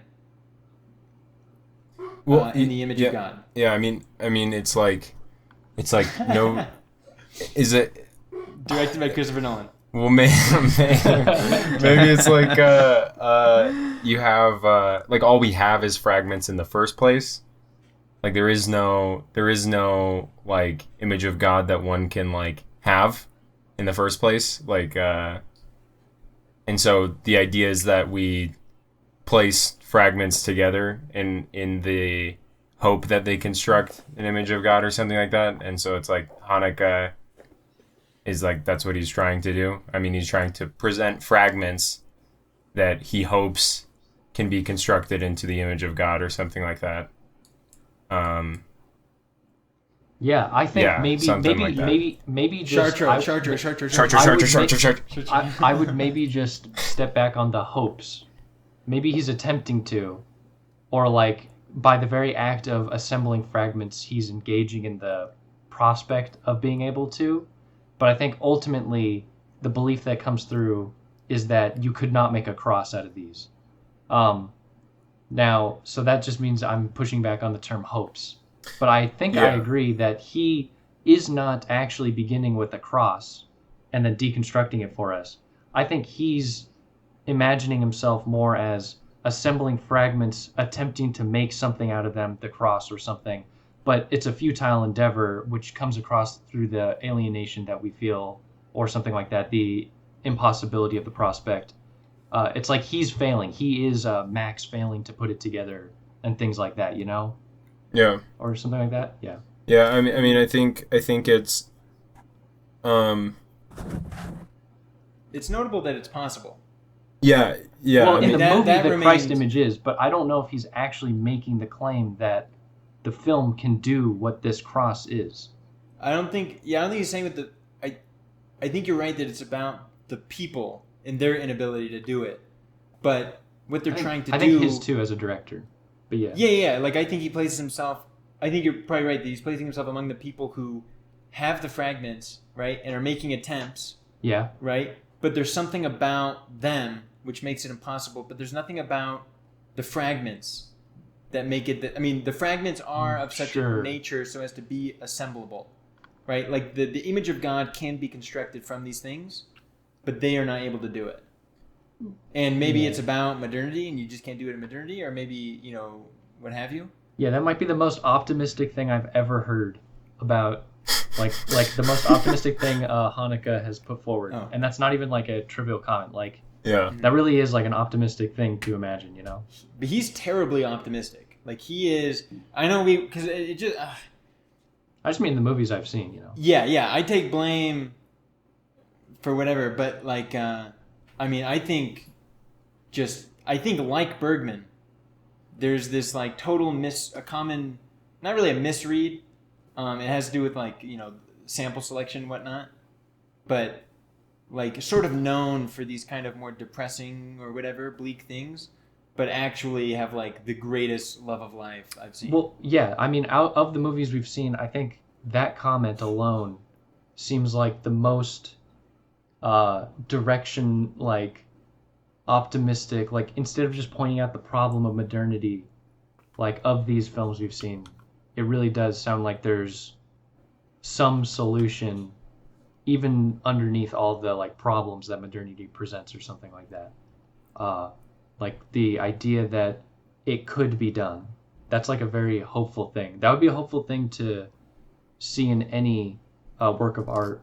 There's tons of books about art, and I don't mean philosophy, but like rather the narrative subject matter is art and what it is to make art. Mm-hmm. And it's Bolaño. right. How's the Jack built? And it's difficult, a lot of times you walk away with a relatively pessimistic view, filled with tons of optimistic, fulfilling human moments along the way and things like that. But it's difficult to defend art itself or something like that. And this sounds like an actual like radical attempt to defend art or something like that. That's at least how I project onto it. Because art seems like the only thing that could hope to create the cross or something like that. Yeah, I agree with what you're saying, although I disagree. I think I usually walk away from these things terribly optimistic. Weird. I think in general, I think the That is films are strange. always so good. Like they are the defense of the thing. And like I think it is very much a Chartres idea. Like, the same idea Bergman says, the same idea in F for Fake, the same idea here. Yeah. Of like the technically unattainable, but like the contribution is to something real. Glory to God. Well, yeah, I don't know. I don't know if we want to. What's up? I feel like it's not. We're like at 140, 135. Okay. I think it becomes difficult.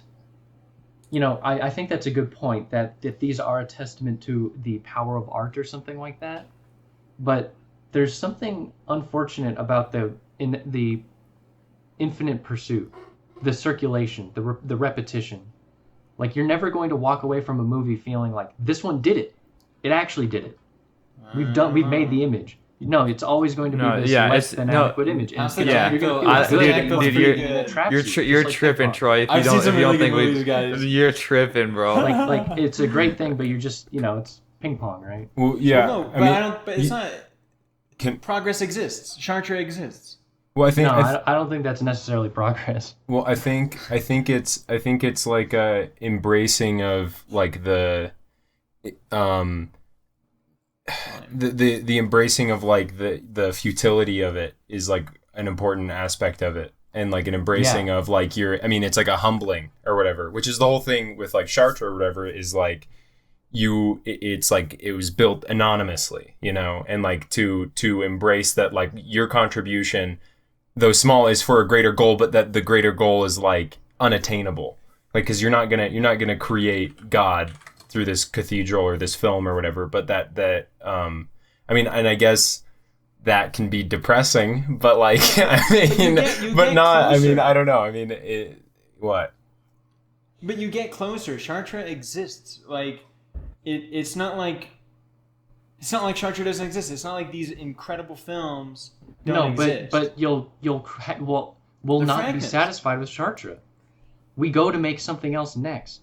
Like there is no. This is, and that's fine. Well, yeah, I think you're right in that. But that's it's not necessarily the futility, but we are in an infinite cycle. You will never make the God image, and you will keep. And it's fine. This is like the nature of drive. This is what I was talking about. And like desire. Like it's fine that we are going to keep pursuing the next art or something. I don't know if progress is necessarily the word. It's actually just like a circular thing, like an Ouroboros or something, which is fine. I also almost feel like inherent in like the God image is that it's like not possible and like fully possible in like people. Like we're too fallible. No, but yeah, too fallible. There's an element of futility in like what are the limits of the human condition, which would be like if one were to take only that frame as like the more pessimistic thing. But I think it's also, if not more so, a testament to the like infinite grandness of life itself, right? Like you could draw a picture of like the putting together the cross, the fragments, as like, oh, people are so stupid they can't do it, as opposed to the image of God is so infinitely good and grand, like that will never get one to cannot reach it. But yeah. But it's not to say that certain fragments, like the fragments are there, like all I'm saying is the claim. Okay, the claim is never that like art is stupid. Obviously, art is and it's obviously that there's fragments and they're obviously right? they're like building blocks and like arrows pointing in that direction, but they are not complete. Yeah. Yes, so to say it could be complete, to project onto the movie, meaning to say it could conceivably be complete is a radical take. Now, I don't think it necessarily could, but that's fine. The whole pursuit of art is like it exists because we can't achieve that. Well, yeah, that's the whole it seems that the argument that he's putting forward is like a faith-based argument, like saying like it's kind of like if you don't believe that it can be complete, then it's like, why do it? I don't know. That seems to be kind of what he's saying or something. Yeah, I think an image of completeness is definitely super optimistic and where I would walk away from this film with. And progress isn't the right word, but like just sort of what I'm saying is like, this film as one fragment is taking us one step closer. I mean, it could be read because like, when he's trying to make the cross, he fails in making the cross, but what he does actually make is an arrow pointing upwards. Right? So it's like it could be read as like something like, while it is technically not possible to make an image of God, but only to have something that is in general directed upwards towards it, and then maybe in service of something like that. That's better. I like this that. Is based. Now, I do really want to push back on progress. I think that's totally not being expressed here, but I do like the pointing upward toward God, as in like towards the glory of God. But that doesn't mean we've like moved proximately closer to it. It's more like we've made something which points towards it. Yeah, we're not building the Tower of Babel, guys. Yeah. And yeah. and then I think we're neglecting that the cross was ultimately reconstructed on the computer, and I think that's a very important part of this to be thinking about, is that it was ultimately constructed by a machine, and It's just it's a bastardization. It's fake. No, the dude well, programmed. no, it's like this is the Walter Benjamin thing. We just has a whole like his like whole thing is about the transition from art in story from like the spoken word of like our ancestors or something into the novel and then film, and like notably like the fact that it becomes reproducible, commoditized, and like individualized, and all this stuff. I'm just bringing that back up. I don't the terrible thing is that I don't know Walter Benjamin's thesis. I just know that it's something like that. It has to do with that process. I don't know what he says about it. But yeah, we don't read here on this. We don't read. We read about reading though. Yeah. Sometimes. Yeah, we read summaries. Join book clubs and quit Gravity's Rainbow early. We want to watch some videos. Hey. I did read yesterday, and I'm gonna read today. I'm on it. Wait, who's further, John or Troy? John. I don't actually know that. I just think he reads longer stints than I do. No, I didn't read that long yesterday. I think I'm on like page 30 or something. So okay, I'm like we're an hour and 51. All right, yeah. Listen, let me serve as a witness and bear testimony that this film has taken me one step closer to the image of God. But given Closer. that once come on, you're interrupting my clarification. I'm making a joke. Given I am one step closer, but given that the destination is infinitely far away, this constitutes no proportional distance, rather just a vector upwards. An arrow. Huh? What?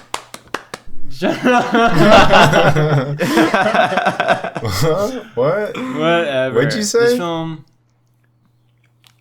Okay. Just kidding. Amen. Give your score, you beast. All right. I'm giving this a 3.6. It's definitely on the higher end of the spectrum.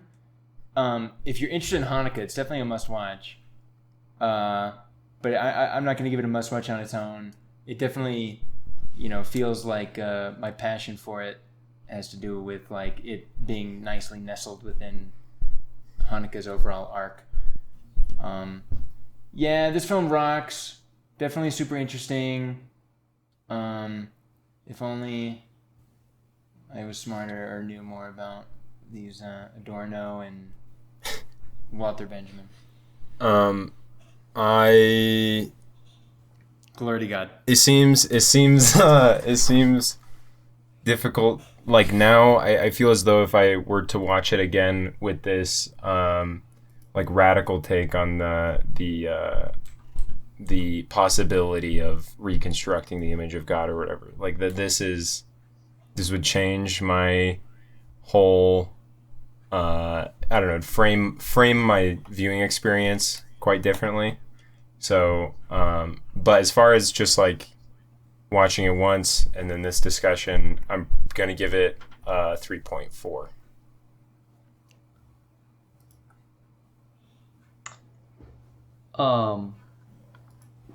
Yeah, I actually think this conversation helped a lot. It would have had a much harder time on me. I would have given it like I was thinking of numbers, thinking maybe 2.8, 2.9 or something. I think after this conversation, though, it pumped it up to the 3, so I'm going to say 3.1.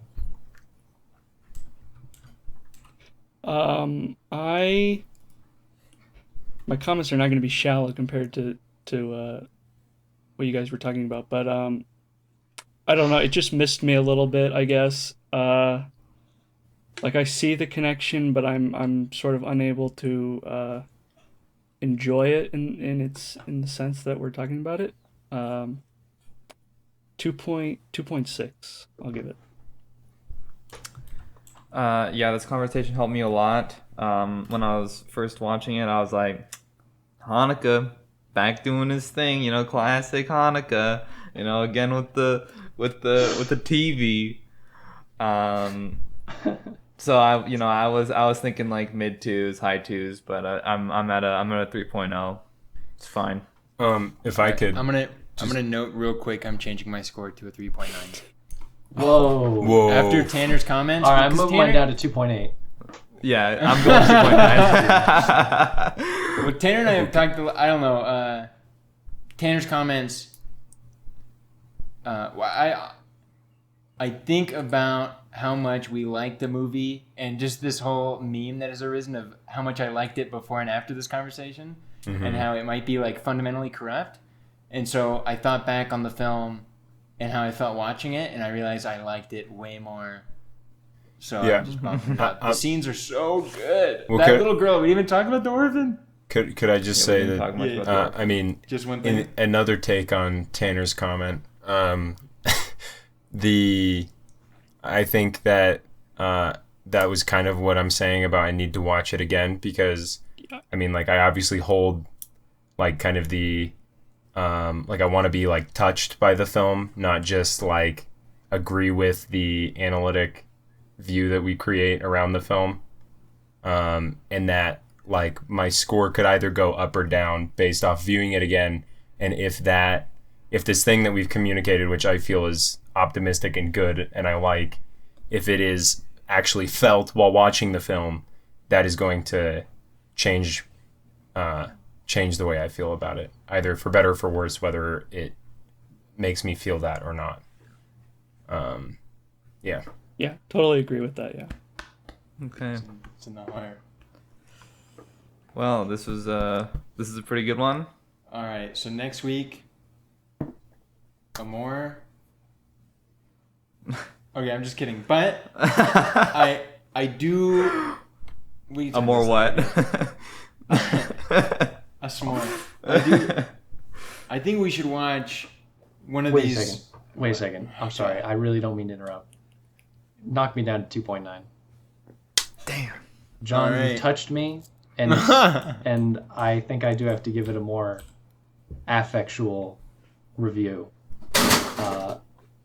And I want it. I think that this makes sense.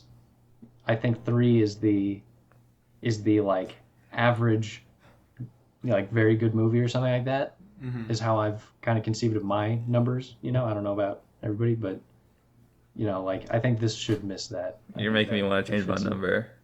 Should I do it? No, it's Dude, not I'm getting allowed. everybody to lower Okay. their score. Look at Is me. it over? Only two people are allowed to change. Their Everyone score. lower their score. Everyone Yeah. lower their score. Yeah. This sucks. Yeah, I'm confident, Stephen, that on a reviewing you will find many more moments as powerful as the father talking to the daughter on the phone. Yeah, that moment yeah, was what is it? crazy. Yeah, it's so good. Oh, wait, I was saying... What was I saying? It was so important, Stephen. You were saying you were going to lower your score, is what you're saying. You're talking about more. You're talking about more. Oh, yeah. Oh, no, I was just saying, I think we should watch one of Haneke's more narrative and recent films, somewhat, not too, in the future. I can already foresee the, like, oh, so much Haneke. But, like, I think it'd be good to have it in some proximity, but whatever. I am on board with Amor. I think. Yeah, I'm on board with I think the that more. would be a good one. I know Brody said no more Hanukkah, but I mean, that film struck me like less Hanukkah-y than it is. some of the other ones I've watched. Yeah, it's substantially different to the point that it's like let's talk about a film that is not what we've been talking about, Yeah, I mean, well, if it's yeah. one of his later ones. The title is literally Love. Dude, Piano Teacher rocked so hard Yeah. in comparison to all these. Like, Well, then you're Yeah, gonna basically, love yeah. Amor, and you're gonna love White Ribbon, and you're gonna love. Although Piano Teacher probably is my favorite Hanukkah. Yeah, Piano Teacher, I feel Dude, that is the movie is best. so beast. But White Ribbon, incredibly good. Amor, God tier. Funny Games is more in this vein, but not. It's not really Funny Games is like funny. it's Game. funny. It's a literally funny a game. funny game. It I mean, has nothing to it's do like with anything I think it's one of the most. It's like probably one of the funnest to think about, and is like, I mean, I don't know. It's just such a fun exploration of like of what it's exploring. I don't know. I love it. Funny Games is really a filmmaker's film, if you know what I mean. It's Yeah. really like Yeezus for Kanye. yeah. Yeezus is Kanye's film. It's uses only. Only people who are like Christ-like can understand Yeezus. Yeah. All right. Okay. Yeah, all right. Yeah. That was Tune pretty in good one. next time. Yeah. Goodbye. Bye. Bye. Bye. Bye. Bye.